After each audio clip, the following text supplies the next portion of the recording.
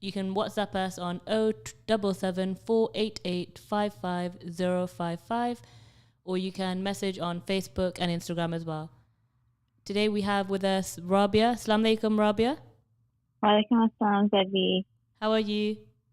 I'm good, thank you. Thank you so much for having me on here. I was very excited.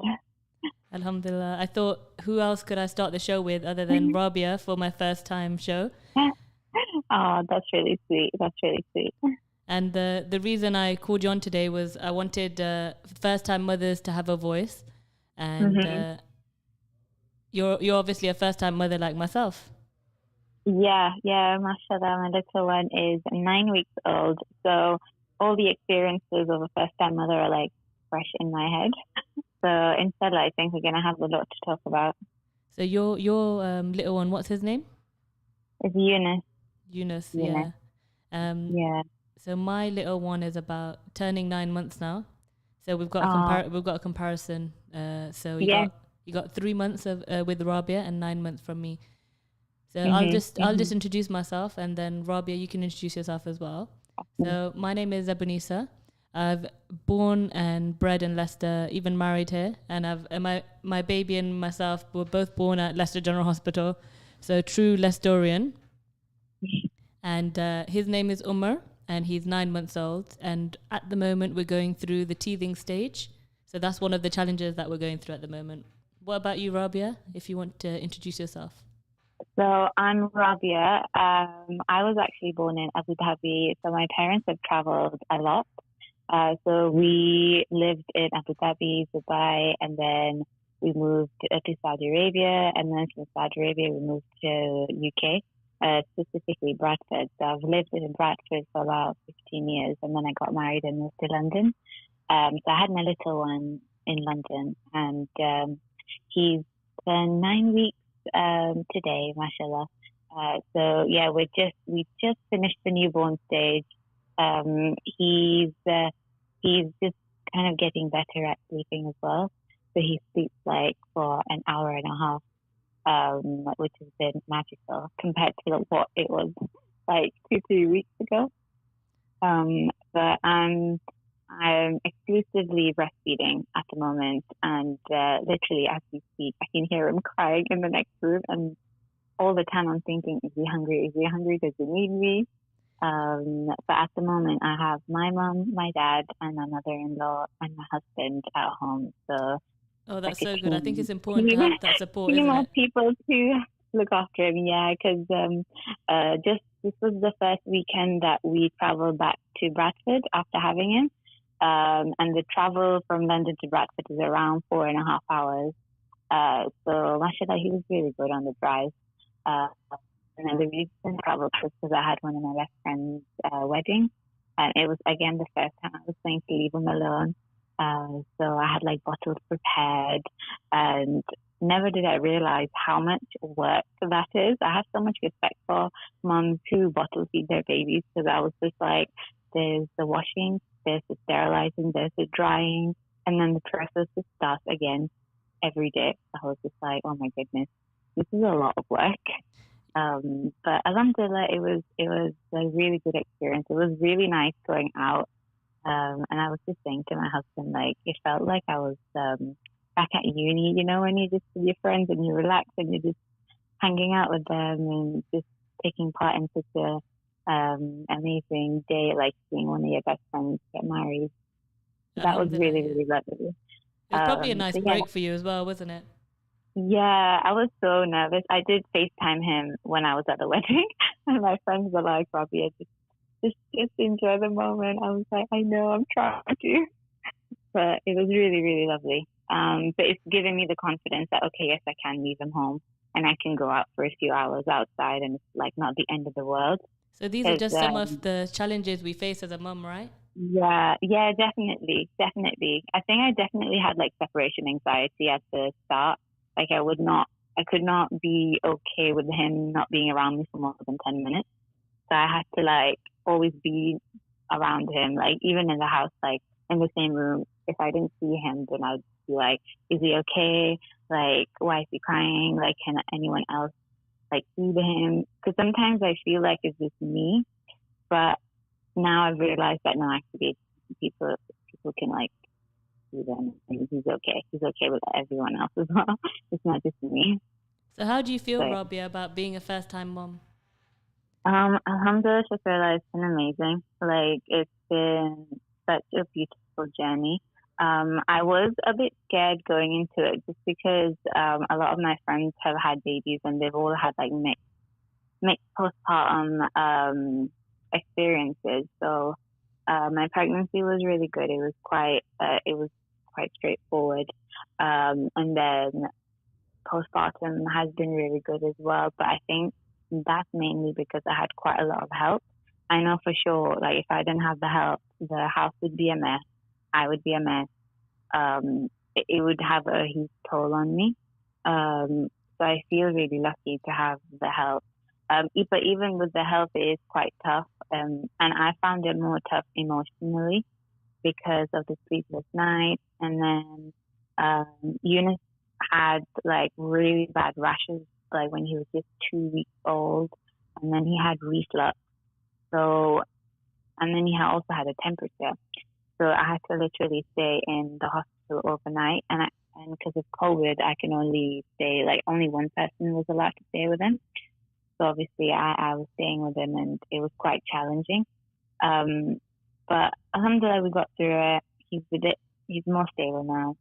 He's on medication. So that's, even that, just giving him the medication just breaks my heart because he hates it. But then you just know that in the end, like, it'll get better. Because they said that they usually grow out of it around 5 months. And I know for you that it's only been 3 months, but do you feel like your life has changed quite a lot since having a baby? Yeah, for sure. But it's definitely a change that I love, and I would not change anything because you feel like every day you learn something new in motherhood. Like literally you would think one day, okay, I figured out this. Like I figured out he cries, this is why he cries. And then the next day there's a new challenge. He's waking up every hour in the night. Then you have to figure out why that's happening. Then you overcome that. And then the next day, maybe he's a bit colicky. So it's like every day is different. But it's just worth it because you see everyone's reaction. You see how much they love your baby.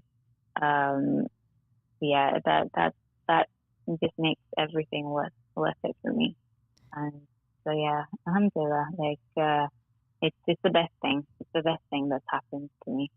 Alhamdulillah. Alhamdulillah. Like for myself, I think I struggled once I had the baby. I had mental health problems.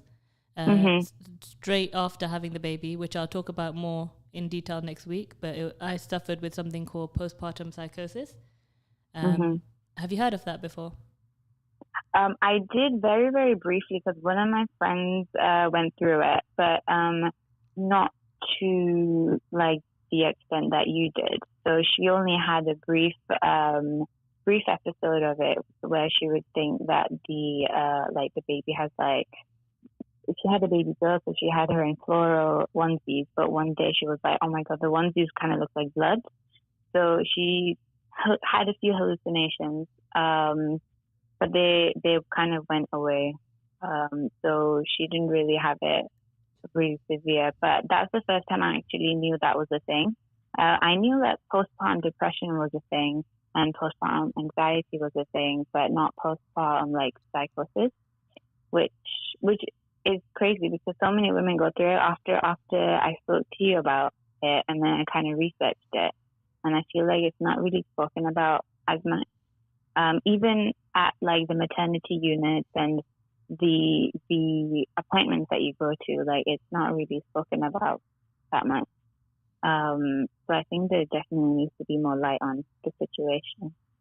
Definitely, I think there needs to be more awareness generally as a whole about mental health and motherhood. Because even when I was quite ill, I was quite surprised that there wasn't that much information out there. And but I have to say the services are great, and when you do need them, they do step up and they do come out to help you. Oh, that's really amazing. That makes all the difference. Like even after birth, when the health visitors used to come home and we didn't have to go to the hospital, I felt like that was such a good thing. Because I know not in all countries that have this. Like, for example, USA, you still have to go into the hospital to have all these like checks done. And I can't, like, for me personally, I could not imagine getting dressed and taking him outside at like 1 week old. Just having people come over to check up on you was really helpful. That was really, really good. So how did so from finding out that you were having a baby to having a baby, how did that whole process go for you? So finding out was just the best surprise. I actually found out last Ramadan. So me and my husband were just saying, isn't it crazy? Like last Ramadan, I was pregnant, and this Ramadan we have him. So yeah, because we were planning. So we would, and we were like crying. So we were really excited for it, and everyone was really excited. So this was actually my second pregnancy because I had a miscarriage previously. So because of that, I had a lot of anxiety in the first, I would say 5 months. Like I did not go out that much, plus COVID.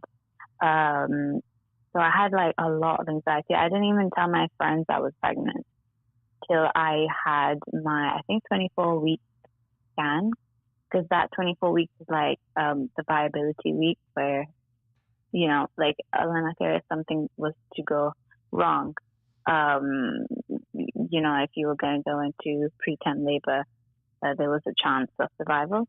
So I was literally thinking about that from day one of my pregnancy. I was like, I just want to reach 24 weeks, just reach 24 weeks.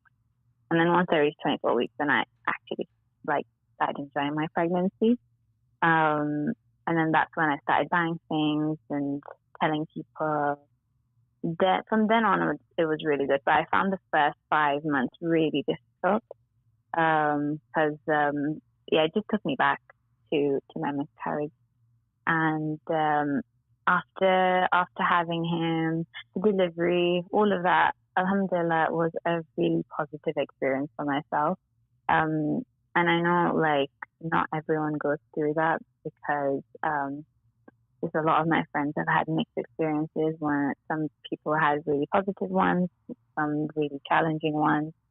So I felt like alhamdulillah quite blessed to have a positive postpartum and pregnancy and delivery. But then you have other challenges because with his reflux and stuff, I feel like that's a challenge that we're kind of going through because he doesn't sleep flat, so he always has to be in someone's arms, and especially at night time that can get really tiring. But alhamdulillah, with the whole journey, it was really, really positive. I really enjoyed it, and inshallah, I wish that any future ones are kind of similar. How about your experience in pregnancy and delivery and postpartum? Alhamdulillah, with pregnancy, I found pregnancy and delivery quite easy. I was quite surprised. I think it was because I prepared quite a lot.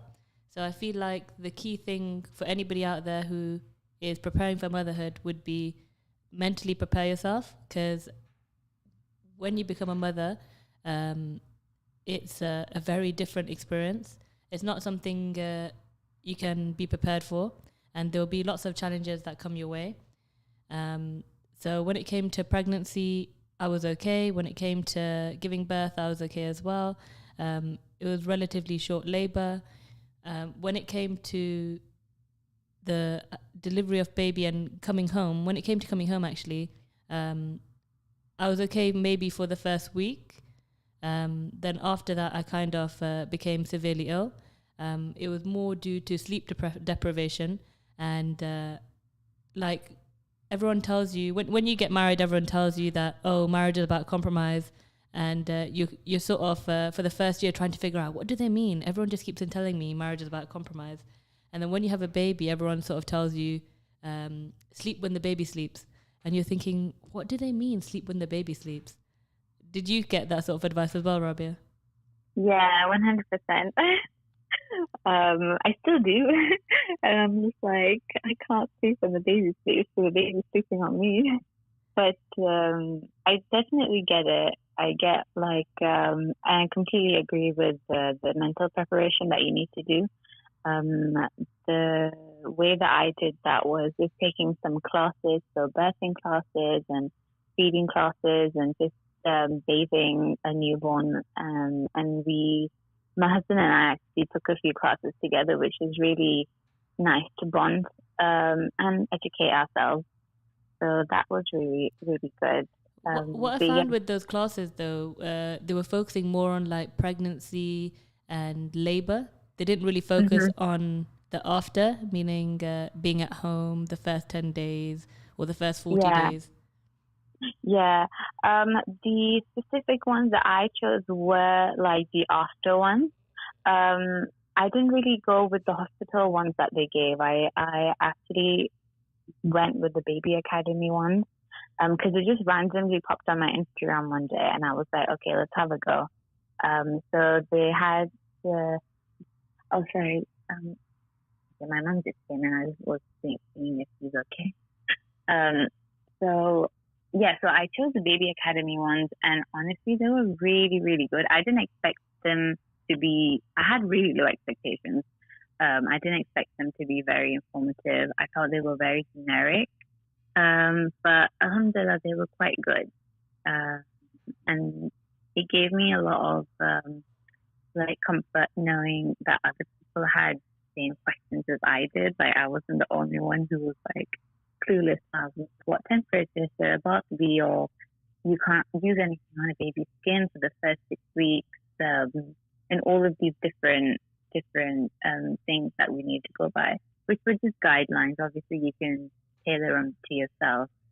And to be honest, I used a little bit of it, but not that much. I think it was just a mental thing for me. If I took classes, I felt more confident. So that kind of helped me be a bit prepared for what was to come. But of course, they can't teach you everything. Everything now is like something new. I'm constantly on Google, just Googling everything.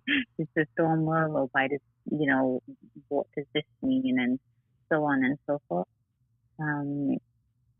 One thing I obviously didn't get to experience because of COVID was like the partner physical classes that you would go to, that you see in movies and stuff like that.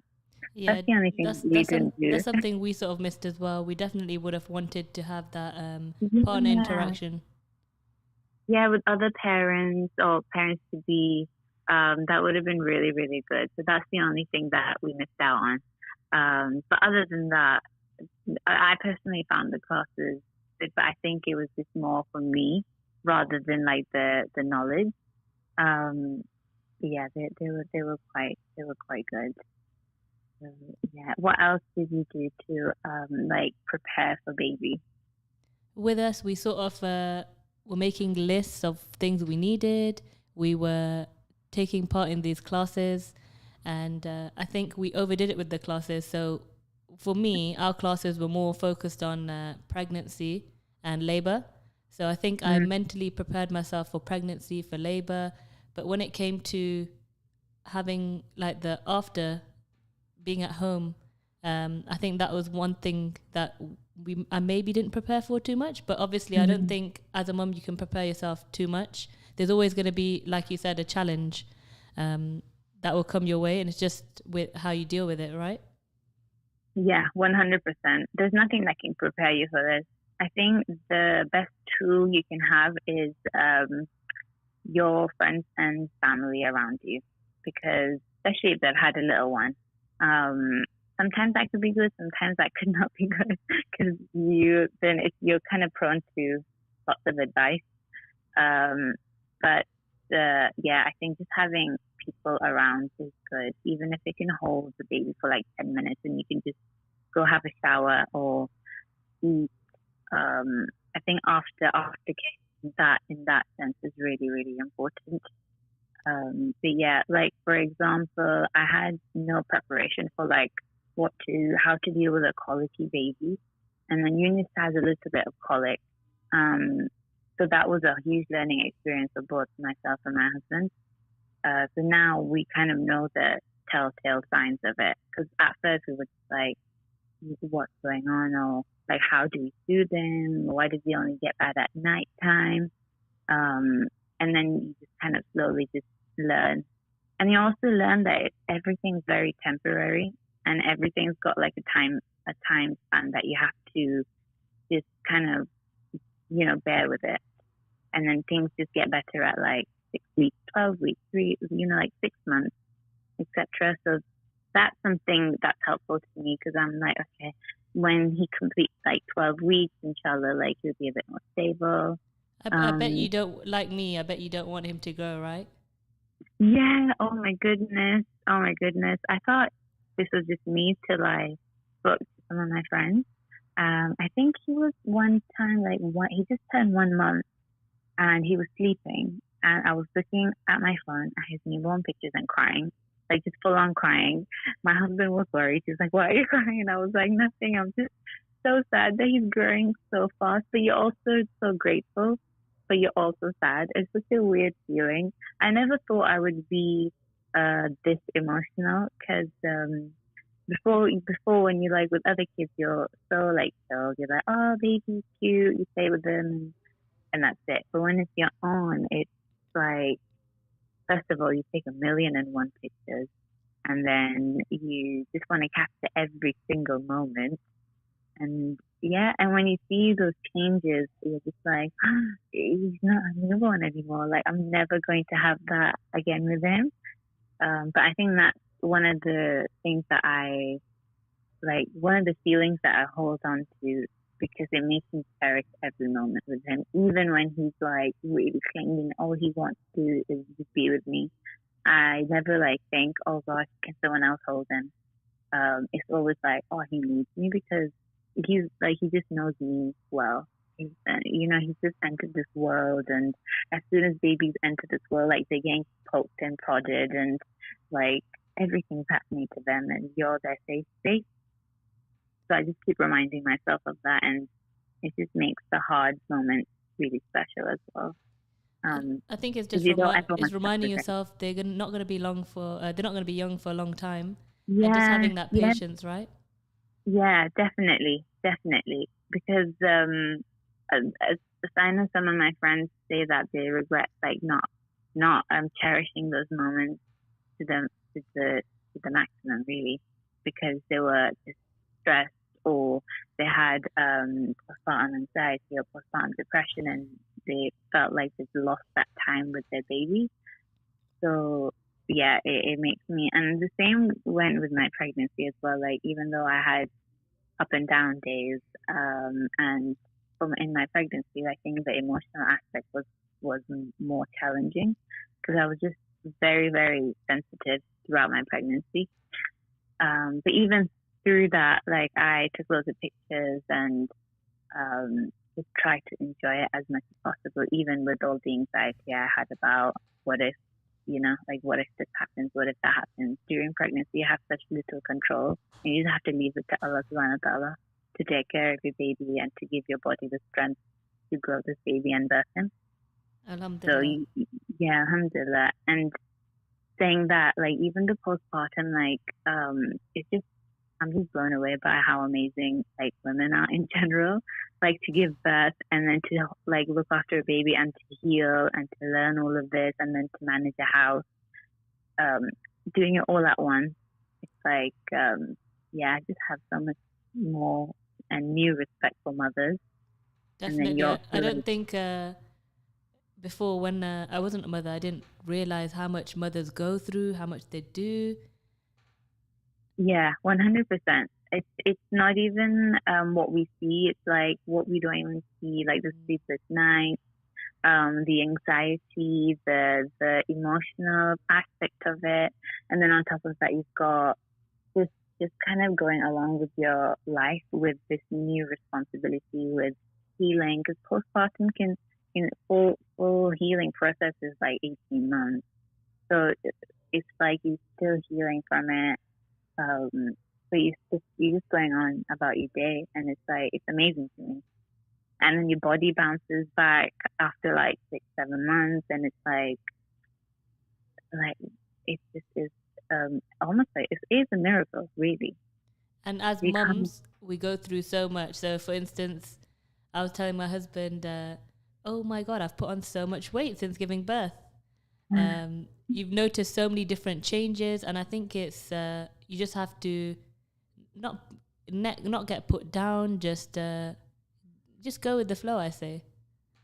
Yeah, definitely. And I feel like before Eunice was here, when we were preparing his like cupboard and where his clothes were gonna go, I was so particular. I was like, I want this, and everything needs to be perfect. As soon as he came, all your focus is on this baby. Like, you don't care about anything else. Like, I don't care where his things are. Like, as long as he's happy, as long as he's relaxed and has all his needs met, like, that literally, it'll just make my day. If he's a happy baby, I'm like, that's a job well done. It's like, tick for today. So yeah, definitely. Like, mothers do so much. My eyes are open. Definitely, yeah. I feel the same way. And I think like we've got one child. Like, inshallah, when we have more, like mothers with like multiples, like I don't know how they do it. I guess we'll find out, inshallah, one day. Yeah, we will, inshallah. Was there any tips you'd give for first time mum? Yeah. So just cherish each moment, even though it's hard, and always ask for help. Whether that's from family, whether that's friends, whether that's help visitors, lactation consultants. Just even when you're at the hospital, just make the most of any help that you get. Because if you're more relaxed, the baby's just going to be more happy as well, because they can feel your energy as well. And if something doesn't work out the way that you planned, just embrace it, because it wasn't meant to be. So, and also all the advice, you can tailor it to yourself. So if they say that a baby should be sleeping 3 hours and feeding every 3 hours, but your baby's feeding every hour, it's okay. Like, that's what they need for themselves. I feel like sometimes they have this thought of, a baby should be sleeping, a newborn should be sleeping like 18 to 20 hours a day, and then maybe your newborn is a bit more active, and then you're like, okay, am I doing something wrong? Like, why is my newborn not sleeping? But yeah, just kind of go with the flow of things. Ask for lots of help, and if classes are your thing, I would recommend taking the aftercare classes, just because it gives you a bit more confidence. But yeah, how about you? Like, did you do stuff that really, really helped you, postpartum or delivery? For tips, I would mainly say, just go with the flow. Don't be hard on yourself. When I was quite ill, the advice I got given was be kind to yourself, be kind to each other, meaning yourself and your husband, and just be kind to others. It's a new experience you're going through, and nobody said it's going to be easy, and it's a new responsibility as well. So do your research, take it easy, and don't be too hard on yourself. That's the main thing that I'd say, because I think when it comes to being a mum, it's a lot, mum and even a dad as well, it's a lot of responsibility. So take on that responsibility and accept help, whether that's from the services, whether that's from your family. Just ask for help, and don't be afraid. Yeah, I completely agree about the help. Like, the help is like number one tip. Like, even if you can prearrange, someone coming over to stay with you for the first 6 weeks, whether that's family member or even like having prepared meals and froze them like in time, so you don't have to cook at that time. Like, you might, because you never know what type of delivery you're going to have. My delivery almost reached to the point of a C-section. So I was just thinking, like, imagine it did, like, then you're in bed for a good few days. Like, you can't get out of bed. You just never know what type of delivery you're going to have, to just be fully prepared.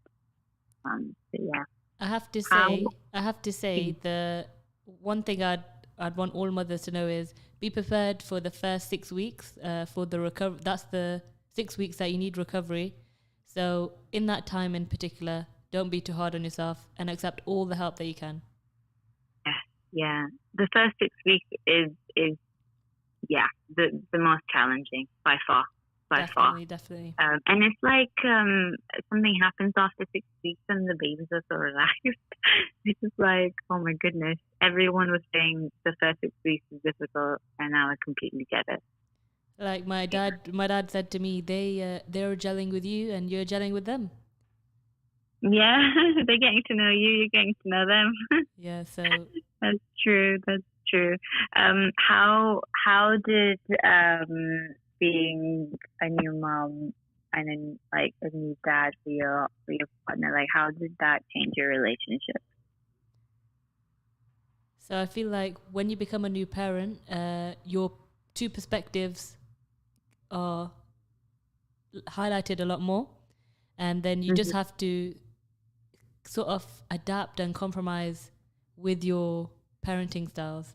And I feel like for me, my husband is very attached to our son now, and I didn't realize that when you're going through this parenting journey and when you're going through motherhood and you're going on these classes, you don't realize how attached and how much responsibility the husband feels.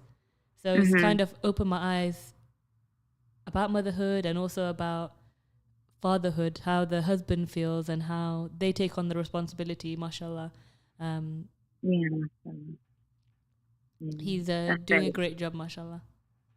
Oh, that's very true. Yeah, that's very true. I feel like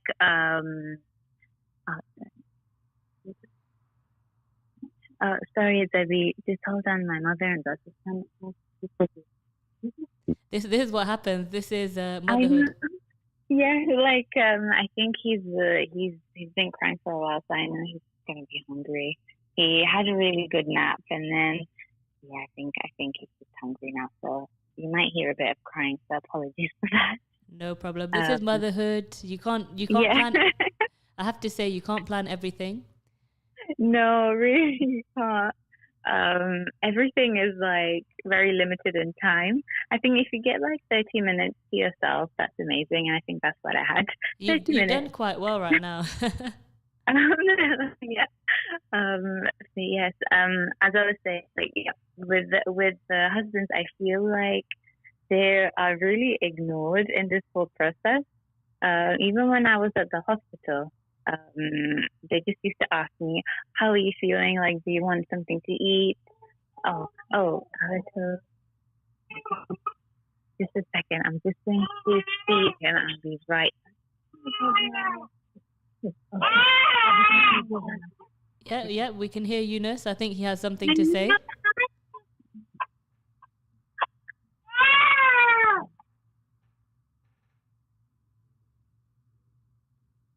Okay, I'm back. Sorry about that. I think Yunus had something to say there, Rabia. Yeah, I think he always does. He's very opinionated. Bless him.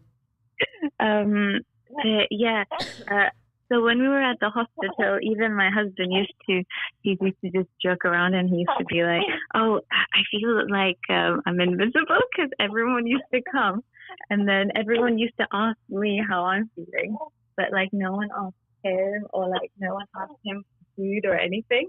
That's very, very true.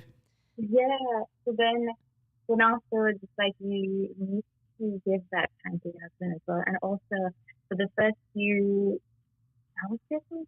month, because you're in this whole bubble with your new little baby, I definitely felt like I didn't give him that much time at all. And then later on, I felt really bad. I was like, oh no, like I've just been so focused on baby that I forgot to like, ask him how he's doing or like how he's feeling. And then when you have a bit of a routine, then you kind of snap after it. But I would say for like first time moms, just to remember that you have things there as well. Um, so yeah, like that was one thing that I never expected for that happened. Like I was just so focused on baby, so I felt like I kind of like just lost touch in that area. And then Alhamdulillah, like with us, my husband was quite supportive because I became quite ill. He was quite supportive, and I don't think I forgot him. But I know that a lot of mums, when they become mums, they just focus on the baby, and then there's always people saying that, oh, you're going to be feeling left out to the husband. Yeah. It can definitely happen. Like I didn't expect this at all, and I know like some of my friends kind of went through the same thing as well. But it's crazy because everything that you go through, you learn so much. And I'm saying this now, like inshallah, when we have future babies, like you've learned so much. I'm sure there's going to be new challenges then that will say the same thing, like, oh, I've learned so much. I feel like motherhood is just a learning curve. Like you go into it blindsided, and it's just such a beautiful journey that you just grow. Because you just basically grow with your little one, and you just make the most out of every day. Everyone says that when they turn like 6 months and onwards, it's more on the fun side because like a lot of their colic kind of subsides and reflux subsides. So I'm quite excited for that time. But also at the same time, I don't want him to grow up that fast. So it's like a double-edged sword. I think everyone asks me what's the most challenging time. Obviously, I can't speak for everyone because mine is only 9 months. But for me, it had to be the time where the first 6 weeks. I think so far the most challenging time for me was the first 6 weeks for sure. I think it's just like the first steps into motherhood where you're sleep deprived, you're having a baby that needs you all the time. So definitely that was the most challenging for me. Is there a time that was the most challenging for you so far, or is it all smooth sailing? The time that was the most challenging is when I stayed at the hospital on my own with them for the first time. So when we came back after labor and delivery, I always had my mom's house and my mother-in-law's and my husband's house with me. So from changing diapers to giving him a bath to like soothing him. And then when we had to take him to A&E, then they said he has to be admitted. And not just admitted, but he's got blood being taken out of him, then medicine being given to him. And when you see a little baby in so much pain, you're already like so upset about it. But then at the same time, you're like, okay, this is the first time I'm going to be alone with him. And it's the first time you see if you can do it on your own.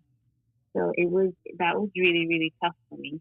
But at the same time, it gave me the confidence of, oh, actually, I can take care of him.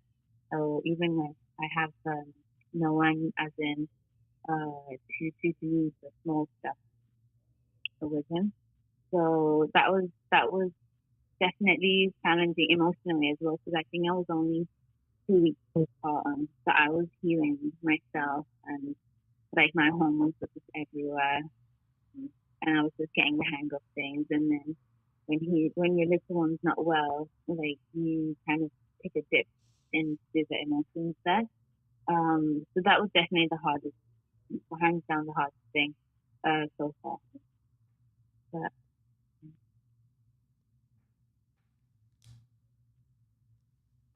Sorry. But I think with these challenges, there's I think I'd have to say there is light at the end of the tunnel for everyone. So alhamdulillah, you can do it. Don't be put off by anything we've said today. Yeah, no, it's crazy because if you told me before that I could survive on like 3 hours of sleep and just be a functioning human being the next day, I would be like, there's no way. But when it's for your little baby, like you literally, you don't mind. Like you would just do anything for them, and it's okay. Like the sleepless nights or the diapers or like getting weed on, especially if you have a boy.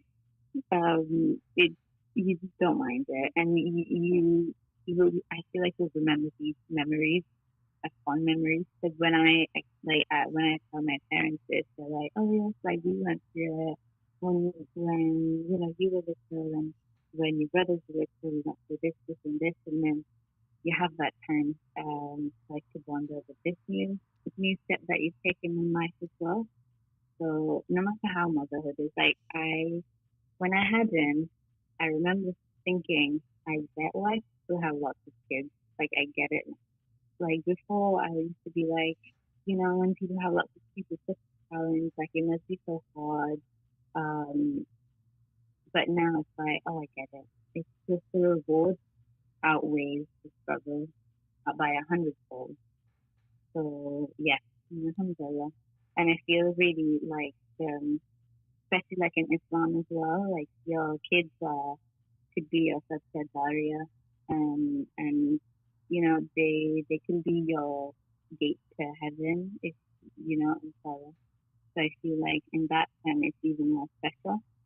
Um, so yeah, and just taking care of them is such a blessing as well. Like I feel like if you think of all of these constantly, how much reward you're getting just by holding your baby, making them smile, feeding them, taking care of them, you soon realize that it's all the struggles are very, very small in comparison to the big rewards that you're getting. Um, so yeah, I definitely feel like motherhood is definitely challenging, but in the best way possible, if that makes sense. Definitely, definitely. I'd say that when you're becoming a mother, you make a big sacrifice. You want the best for your child, and you will do anything and everything you can for your child. Yeah, 110%, 110%.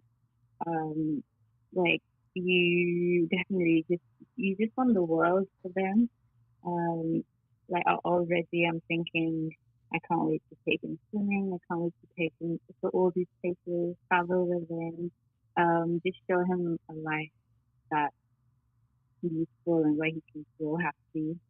And at the moment, you are the world for your child, right?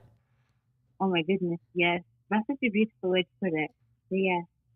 And it's just a special feeling to be someone that you can give so much comfort to your baby. Like your baby finds so much comfort in you. I find that so special. Like I would not like change that the world. Um, so especially like when crying or and then you're the only one who can see them. It's so special because it's like the baby recognizes you. I remember when he was first born, and you know how babies cry when they're first born, and as soon as they put him on my chest, he stopped crying immediately because he recognized my voice when I was talking to him. And I've heard this in my movies, and I've seen it, and I've heard about it quite a bit. But when you experience it yourself, it's like unbelievable. So it's a really beautiful journey. Alhamdulillah. Sorry, Rabia, I have a bit of a cough over here. So is there any last thoughts you'd say about motherhood for those who are first-time mums? I would say it's the most beautiful journey, and they say that the days are long, so the years are short.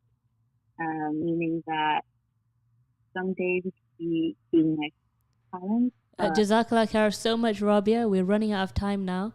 Okay. But Jazakallah khair for coming on air. And thank you so much for having me.